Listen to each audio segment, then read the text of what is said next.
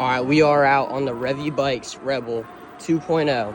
Today I'm going to be giving you guys my honest review after 1 year of owning. And I have about 600 miles on my bike. And I'm going to give you guys what I like and don't like about it. Right now we're going to head over to a top speed test. I'll see y'all when we're there.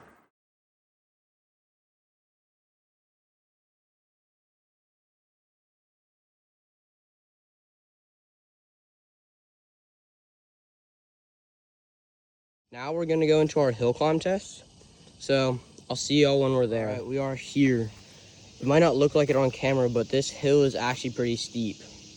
And I just want to take a quick second to talk about the frame on this bike. It's pretty nice.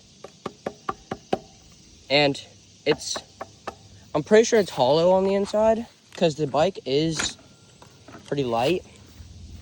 But I've hit tons of jumps and stuff like that on this bike, and it's never once had a problem. There's no cracks, anything like that. And I actually have crashed this bike on gravel. I slid out, and the only thing that was bad that happened is I scratched this brake, and that was it. There's nothing else wrong with the bike afterwards.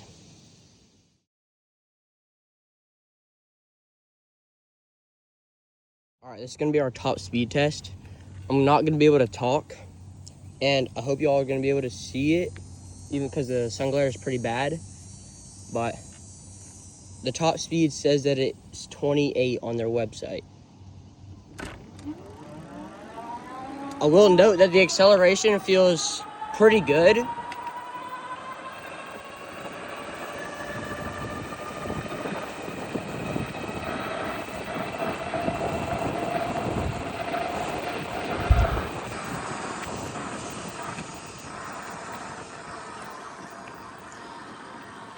Well, it looks like we hit about 27.6. And to be honest, kind of surprises me because most 750 watt bikes don't really get up to 30 mile an hour speeds.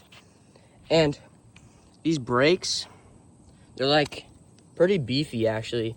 And I just had to bleed them yesterday after hitting about 600 miles. So they're working pretty well. I will say that I have unplugged the brake sensors because those were kind of annoying, and I flipped the brake lines. So now this is my rear and that's my front. And I also took off the stock throttle, put on a thumb throttle because I don't like the amount of delay that's on the stock throttle. And then this grip is just something from another bike that I had. The seat is pretty nice. It's pretty cushy, but I will say for my type of riding, it's a little bit uncomfortable because having the ride and it's so wide, like if they would just cut off a little bit of it, I think it would be better. And then it's really easy just to take out the battery because you just have to click this little button right here. And you just do that, and then you just turn the key over. Yeah. So we're about to hit this little hill climb right here. Sorry about the shaky camera.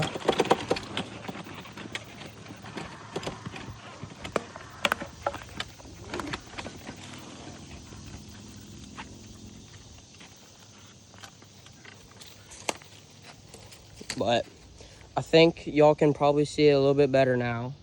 That's the hill. And we're about to hit it.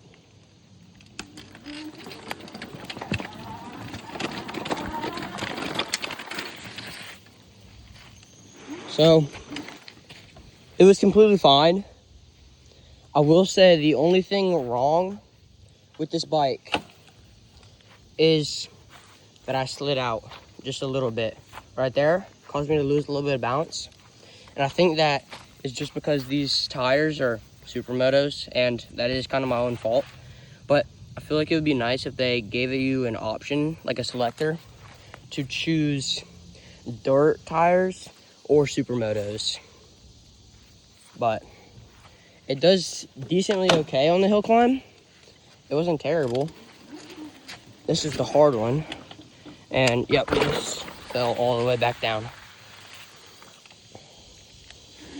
Front tire came up, all of that too. So from a standstill, you're not going to be able to hit it going all the way back up again. I had to walk the bike back up and use the throttle, and the controls, I love what they did with the cockpit. Got your little horn right here, it's pretty loud. Turn signals, those are pretty bright. Then you have your PSA selector, and then your mode. And then you have your power button, you just hold that down and it turns off and on. And then go into your settings by holding the plus and minus. And then you want to go, at least for me, my code is 0118. And then it opens up the settings. And the settings are actually pretty easy to navigate. And there's tons of stuff you can do to it. In the advanced settings, it's pretty nice. I did unlock class 3 mode. That gives you the ability to go 28 instead of just 20. So, yeah. And then another thing is, if you hold down this middle button, the I, you can hold it down and then it'll change the class to class 1, class 2, and then class 3, depending on what your local laws are. And then it has this nice Shimano 7-speed selector, and I like it. I've never had any problems with the gearing at all or anything like that. That is going to be it for this video. Thank you for watching, and please drop a sub.